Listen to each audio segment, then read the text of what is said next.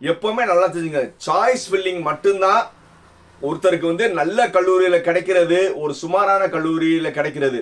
So அதனால வந்து ப்ராப்பராக சாய்ஸ் ஃபில்லிங் பண்ணுங்க. நம்ம சாய்ஸ் ஃபில்லிங் வந்து நம்ம நிறைய வீடியோ வந்து எப்படி எப்படி சாய்ஸ் ஃபில்லிங்னு நான் நிறைய வீடியோ போட்டிருக்கேன். அந்த வீடியோவை பார்த்தாவே உங்கள் எல்லாத்துக்குமே வந்து சாய்ஸ் ஃபில்லிங் எப்படி பண்ணணும்னு தெரிஞ்சிடும்.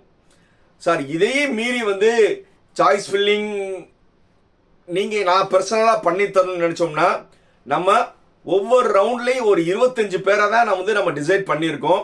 அந்த மாதிரி யாராவது ஒருத்தவங்களுக்கு வந்து நான் பர்சனலாக சாய்ஸ் ஃபில்லிங் வேணும்னா என்னுடைய சாய்ஸ் ஃபில்லிங் எப்படி இருக்கும்னு நான் கிளியராக சொல்லிடுறேன்.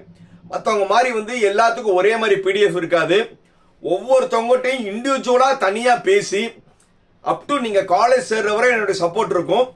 நீங்கள் என்ன விரும்புகிறீங்க, உங்களுக்கு எந்த மாதிரி காலேஜஸ் வேணும், ரவுண்ட் 1ல அதிகமான மாணவர்கள் ப்ரிஃபர் பண்ண காலேஜஸ் எது, ரவுண்ட் 2ல அதிகமான மாணவர் ப்ரிஃபர்ஸ் பண்ண காலேஜஸ் எது, அது எல்லாமே உங்களுக்கு இன்ஃபார்ம் பண்ணி நீங்களும் நானும் மணிக்கணக்காக எத்தனை தடவை கால் பண்ணால் மணிக்கணக்காக சாய்ஸ் லிஸ்ட் ரெடி பண்ணி எந்த இடத்துலையும் ஒரு தவறு நடக்காத மாதிரி உங்களுக்கு சாய்ஸ் ஃபில்லிங் இருக்கும்.